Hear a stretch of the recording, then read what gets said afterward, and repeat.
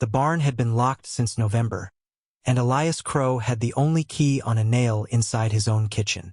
So when he stood in the frozen doorway at first light and heard breathing that was not his own, 3 separate rhythms, 3 separate hearts, one of them fast and small as a trapped bird, he did not reach for the rifle over the door. He just stood there in the cold and listened to his dead barn being alive. On the hay bales, a girl, maybe 19, sitting bolt upright with her arms around 2 sleeping children, her eyes already open, already aimed at him, dry and steady as fence wire. On the blanket beside her, a locket on a broken chain, and in the locket a painted face Elias had seen not 6 days ago, in town behind a shop counter. Before we begin, tell me, where are you watching from today? Wherever you are, sending love your way. Because this is a story about a stepmother's signature. A fire that was already sleeping in the dry grass 40 miles north, and the morning a lonely man had to decide whether 3 strangers were his problem or his purpose. The girl said, "We were sent here," and the paper she held out had his own name on it, in handwriting that was not the handwriting of anyone who had ever written to him before. Elias Crow had not spoken a full sentence to another human being in 11 days, and the last one had been to a horse. The ranch sat in a shallow valley in the Wyoming Territory, 200 acres of grass and grief, and it ran the way he ran, quietly on habit with no witnesses. He fed the stock, mended what broke, ate beans from the same pot 3 days running, and every Sunday he rode past the cemetery without stopping. His wife had been in the ground 9 years. His son would have been 15. That was the arithmetic he lived inside, and he kept the doors of it shut. So the girl in his barn, with her fierce dry eyes and her charges curled against her like kittens, landed in his life like a stone through ice. "You're Elias Crow," she said. "It wasn't a question." "I am. And you've got 1 minute to explain why my barn's got people in it." "Wren." She said it like she was offering him a tool she didn't much like. "Wren Halloran. This is Micah, he's 11, and Nell, she's 7. The boy was awake now too, sitting up slow, putting himself between Elias and the little one without seeming to know he was doing it. "Our father died in the spring. Our stepmother." A pause, the smallest flinch, the first crack he'd seen in her. "Our stepmother arranged for us to come to you. There's a paper. She said you were expecting us." I was expecting nothing but winter. The paper, when he lit the lantern and read it, was a letter addressed to him in looping educated script, signed Vera Halloran, saying her late husband's children were bound for his care, per the arrangement made with your late brother, Thomas Crow, and that funds would follow.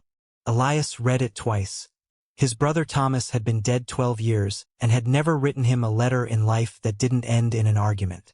There had been no arrangement. There had never been any arrangement about anything. But the girl was watching him read with the stillness of someone who had nowhere else for her eyes to go. And the little one, Nell, had woken up and was staring at his beard like it was a weather event. "He's got a whole storm on his face," Nell whispered to her sister, not quietly. "It's called a beard," Micah muttered. "You're supposed to pretend not to notice. I noticed it first. That means I win." And Elias, who had not laughed since some time before the last thaw, felt something move in his chest that he did not authorize. He folded the letter. "You'll come to the house. There's a stove and there's food. Then we'll figure out what's true." The house had 4 rooms and one lived in one. He put them in the room that had been Thomas's 40 years ago, when they were boys, the room Elias kept swept for no reason he could have defended in court. Wren stood in the doorway of it holding her brother's hand and her sister's bundle, and she said, "Just until the funds arrive. We won't cost you anything. I can work. Micah can work." "Everybody works here," Elias said. "That's not a favor, that's the climate." That first night, after they'd eaten, he watched Nell eat 4 biscuits with the focus of a professional and decided, against everything, that he didn't hate having her at the table. He sat alone by the stove and read the letter a 3rd time. The paper was expensive. The signature was steady. And at the bottom, where a person writing in good faith puts a town or a street, there was nothing. No address. No way to write back. Whoever Vera Halloran was, she did not want to be found. and she did not want these children back. But that wasn't the part that kept him up past midnight. The part that kept him up was the locket. Nell had dropped it in the hay and he'd handed it back to her, and she'd clutched it and said, "That's my mama." The painted miniature inside was a woman with dark hair swept up and a mole by her lip, and Elias knew that face. He'd bought coffee and salt from a woman with that face, not a week ago at the Mercantile in Redemption, 12 miles east. The shopkeeper's name was Odessa Vale, and as far as anyone knew, she had no family at all. He looked at the letter. He looked at the dark window.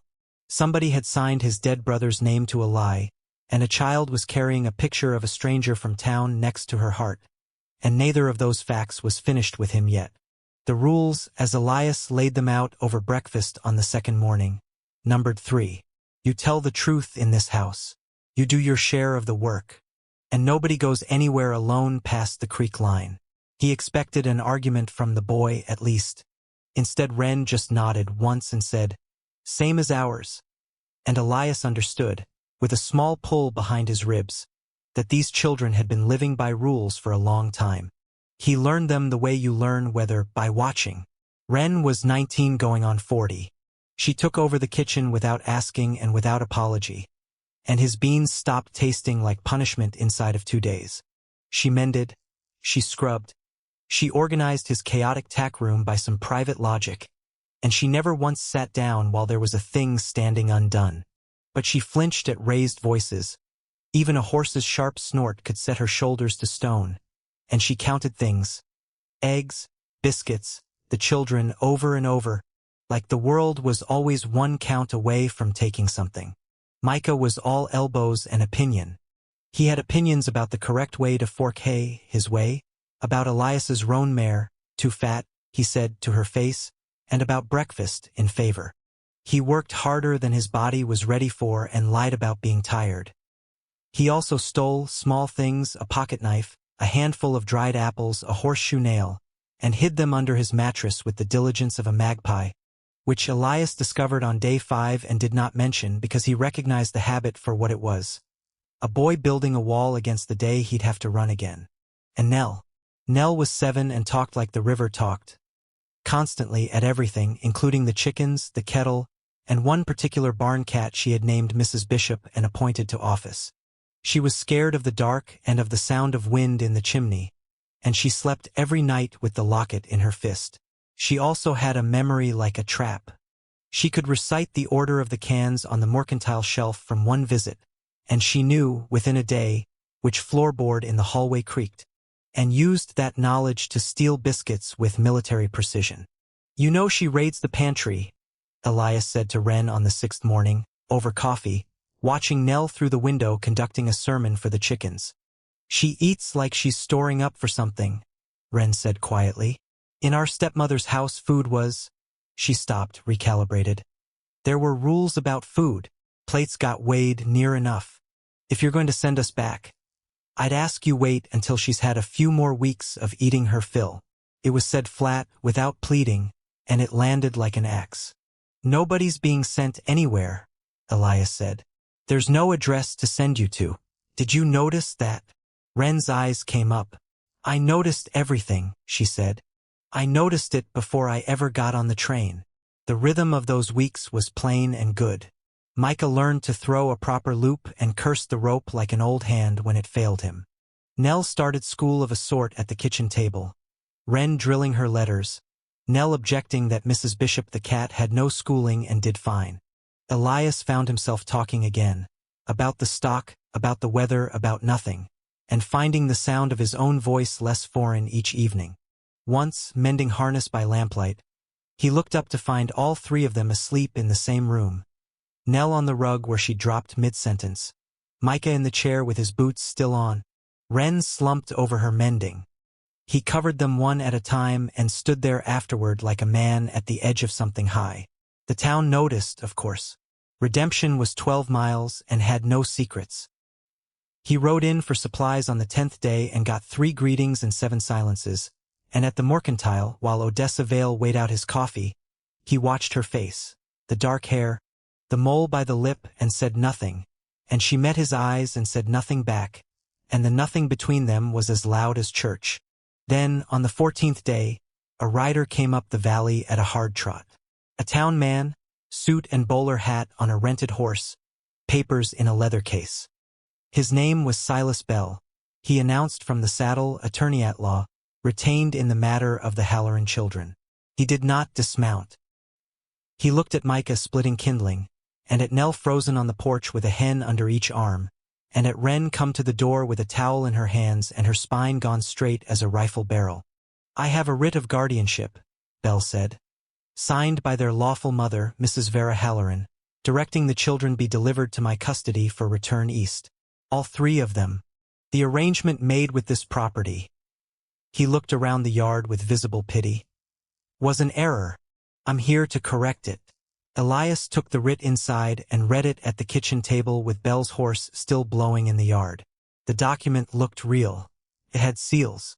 It had Vera Halloran's looping signature, the same letter Elias realized, that had sent them here in the first place.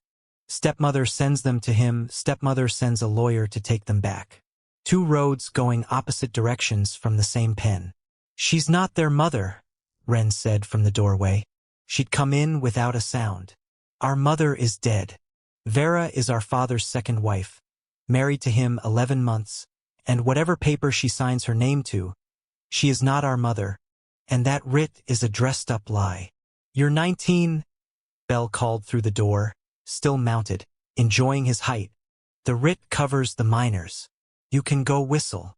Then you'll take them over my—" "You'll take nobody today," Elias said, standing. "The writ's questionable, the man's unverified, and there's a storm front of law to ride through before anybody loads children on a horse. Come back with a territorial marshal or don't come back." Bell smiled like he'd been hoping for exactly this. 2 weeks, he said.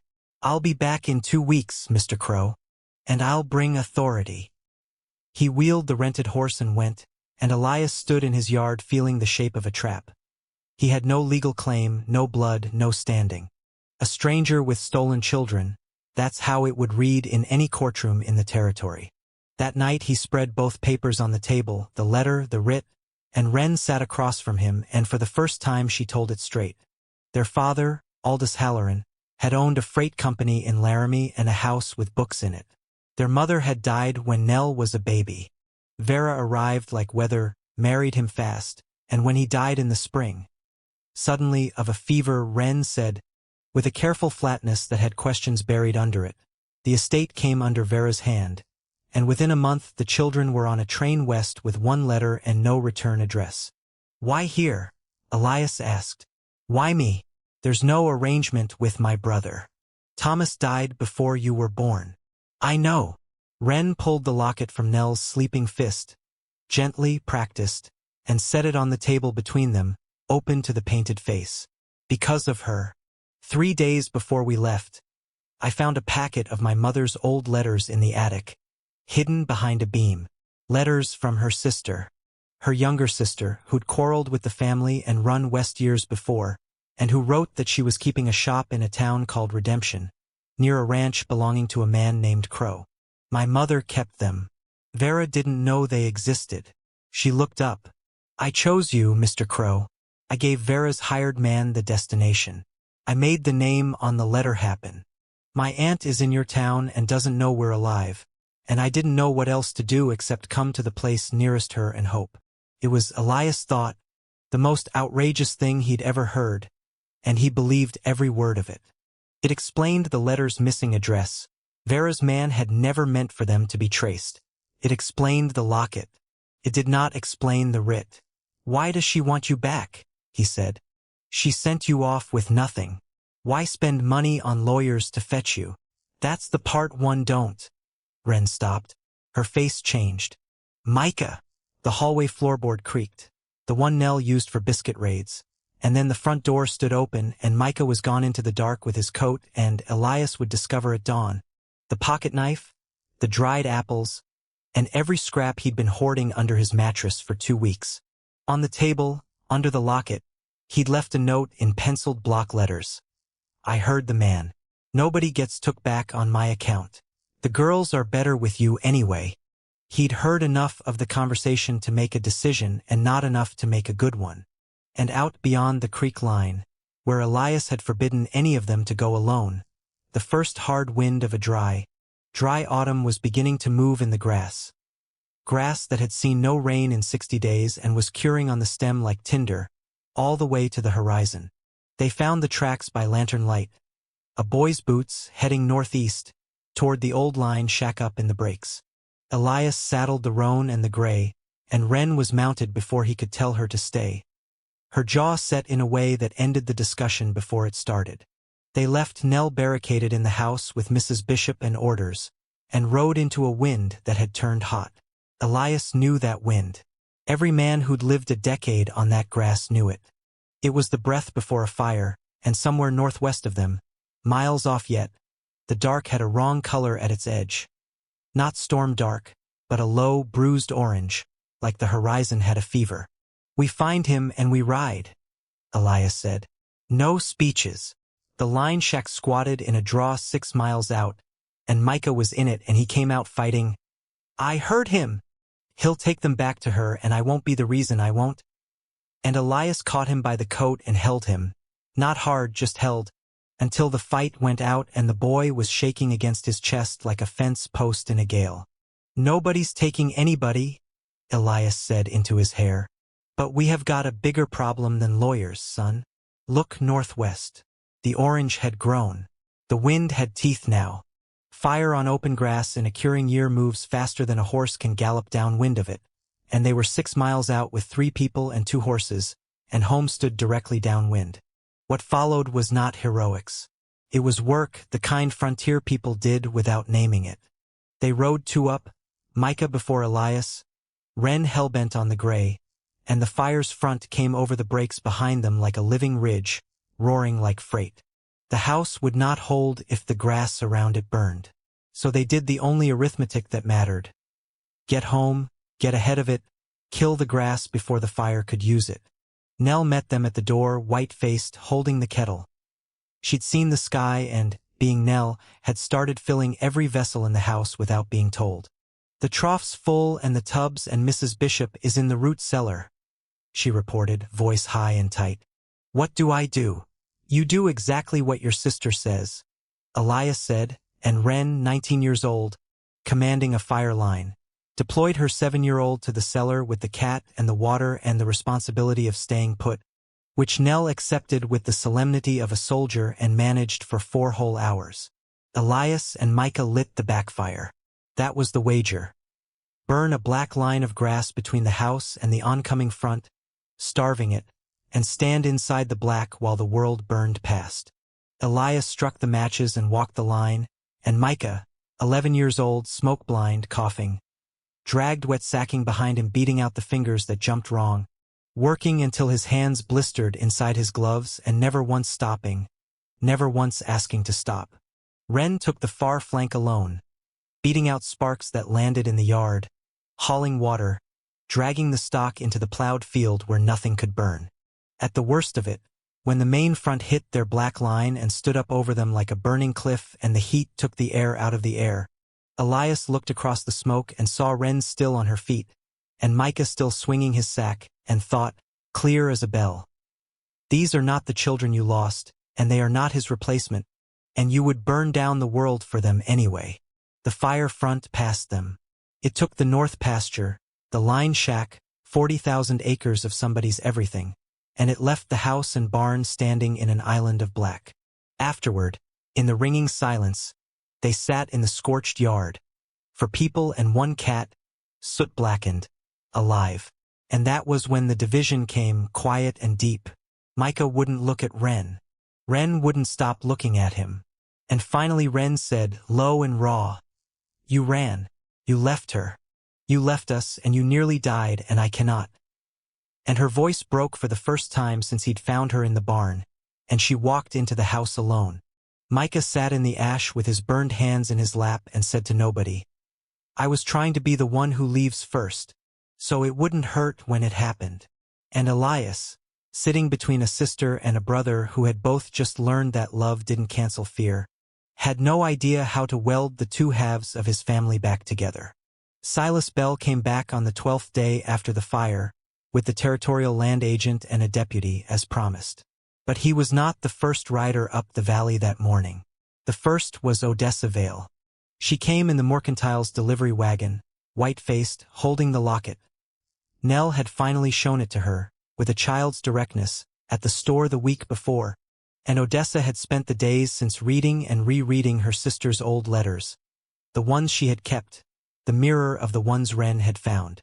She came up the porch steps and looked at Wren, and Wren looked at her, and neither of them said anything sensible for a long moment, because the living face and the painted miniature had finally been put together and the whole room was crying except, somehow, the two of them. "You have your mother's chin," Odessa said at last, "and her terrible posture when you're being stubborn. Stand up straight, girl. Let me see you." It should have been the happy ending. Instead it became the ammunition, because when Bell and the deputy arrived, the truth all came out in one ugly room. The writ, the letter, the estate. Vera Halloran, it emerged. Odessa had spent her week well, writing to a lawyer cousin in Laramie, had remarried in haste, and her late husband's will left the freight company to his children, with Vera holding it only in trust. Children who vanished westward could, with the right signatures and a sad enough story, be declared dead. Children produced alive by a stranger in Wyoming could not. The letter sending them to the Crow arrangement had been Vera's own idea of a grave, a lie built on a dead man's name, meant to strand them where no one would ask questions. But the writ to bring them back? That was newer. That meant someone in Laramie had started asking questions after all, and Vera needed the children under her hand, alive and silent, to keep the money. She altered the parish register, Odessa said grimly, laying a letter on the table. My cousin found it. My sister's death record was rewritten to name Vera as mother of the children. On paper, legally, she has been their mother since March. On paper, she can take them. On paper, Elias said. I am nobody to them at all. That was the wall, and he stood at the foot of it a long time. Bell, sensing blood, offered the reasonable version. The children would go back east, to a house with books, to money, to an inheritance, to everything, he said smoothly, that a burned-out ranch in the Black Hills of nowhere could never give them. And Elias, God help him, considered it. He looked at the scorched yard through the window and thought, I can offer them work and cold and a man with a graveyard in his past. She can offer them the world their father built. Maybe love means handing them over. He had decided almost to say the terrible selfless thing. It was Nell who settled it. Nell, 7, who had been sitting so still on the stairs that everyone forgot she was there. She came down, locket in hand, and stood in front of the deputy, an official, a man of paper, and said in her clearest company voice, That lady signed papers that say she's our mama, but our mama is dead, and I know it because I remember her song, and Vera never sang it once in a whole year. Papers can say anything.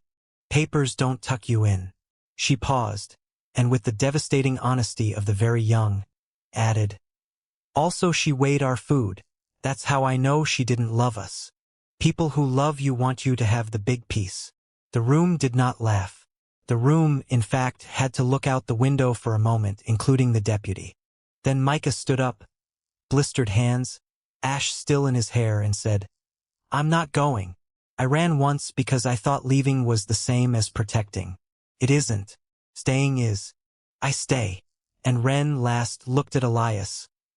Looked at him the way she'd looked at him across the fire as an equal and said, You were going to give us up, weren't you?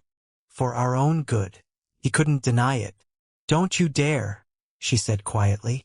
We have been given up by everybody who was supposed to keep us. You're the first one who stayed. You don't get to leave us by being noble. That's still leaving. The legal battle, when it came, was not won with a dramatic confession or a last-minute witness. It was won the way the fire was won, with work and with everyone doing the part they were actually able to do. Odessa did the paperwork. Her cousin in Laramie pulled the altered parish register apart, line by forged line. The ink was newer than the record, the hand matched Vera's own letters, and the freight company's senior clerk, contacted quietly, produced Aldous Halloran's true will from the company safe. The one that named Odessa Vale herself as the guardian his children were to go to if anything happened to him. A will Vera had buried because it named the sister she'd spent 11 months teaching the children to forget. The deputy did the law. He was a slow, thorough man, and what Nell said on the stairs had lodged in him, and when he rode back to town he did not ride fast. By the time he returned, it was with a territorial judge's order freezing the estate, an inquiry into the death of Aldous Halloran's sudden fever, and a warrant that would follow Vera east for the rest of her life. She was never dragged back in irons. She simply spent the rest of her days running from paper, which, Elias allowed in the privacy of his own thoughts, had a certain poetry, since paper was what she'd used to try to erase 3 children. And Elias did the hardest part, the part he had almost failed. He stood up in the judge's chambers in redemption, in his one clean shirt, and he did not ask to own anything. He said, "The little one's lawful guardian is their aunt, and that's right and it should stand. But guardianship is a word, and a home is a place, and I am petitioning the court to recognize my ranch as the children's home, with Miss Vale holding authority over them, and me holding the responsibility, the feeding, the roof, the work, the staying. Not ownership. Responsibility." He signed it. It cost him half his quiet pride, and he paid it gladly. Wren was 19, and no court could assign her anywhere, and nobody tried. She stood in that same chamber and said she'd stay at the ranch by her own choice, to be near her brother and sister, and to learn the cattle trade, if the rancher would have her as a partner rather than a stray. Elias said he'd consider it, which everyone present understood to mean he'd already drawn up the papers in his head. The inheritance did not fix everything, which was just as well because that wasn't what it was for. It stayed mostly in trust. What came out of it was a new roof for the barn, a proper schoolroom in Redemption that Odessa stocked and Wren taught in 2 days a week, and a stone for their mother's grave, which they brought home and set under the cottonwood by the creek, on land that was now, by deed, held in 4 names. Micah's hands healed into scars he showed off to anyone who'd look. Nell's hoarding habit faded slowly. The biscuit raids continued, but now she left one for Elias, which everyone agreed was growth. A year on, breakfast at the Crow Ranch went like this. Elias at the head of the table, pretending to read a newspaper he was actually holding upside down so Nell wouldn't make him discuss it. Nell conducting the weather report for the chickens through the open window, pausing only to accept the big piece of cornbread, which was now official policy. Micah, taller by 4 inches, arguing with Wren about whose turn it was to ride fence, losing, going anyway. Wren with ink on her fingers from the school primers, partner in the cattle books, 20 years old and still counting everybody at the table twice a day, morning and night, out of a habit nobody tried to break her of. Odessa came on Sundays with pies and left with eggs, and the 2 sisters' letters, her sisters, their mothers, sat in a box on the mantel, both halves of the story together at last. There were 5 chairs at the table. There had been 3. On the doorframe in the kitchen, heights were carved in pencil with initials and dates, and at the bottom of the jamb, in Nell's determined hand, was also carved, slightly crooked, MRS Bishop, with a line for the cat, who grew no taller but was measured monthly regardless. Not everything was whole. The north pasture still came in thin where the fire had passed, black bones of it visible every spring. Elias still rode past the cemetery on Sundays, but now, twice a year, he stopped, and the children knew whose names were on the 2 stones there, and Micah kept the grass cut around them without being asked. And on cold nights Wren still woke counting, and some wounds don't heal so much as become part of the family's weather, known and accommodated, like the creaking floorboard in the hall that nobody ever fixed because it had kept them all honest for years. One evening, mending harness by lamplight like the first night, Elias looked up at the 4 of them arguing about nothing over a card game, and Odessa caught his eye from the doorway and smiled, and he allowed himself to think the thought all the way through for once. That grief had been the arithmetic of his life, and somehow, without permission, addition had snuck in. What makes someone family, blood, a name, or the person who stays? Papers can say anything, as a wise girl once told a deputy. Papers don't tuck you in. The lamp burned low, and nobody at the table was in a hurry to leave it.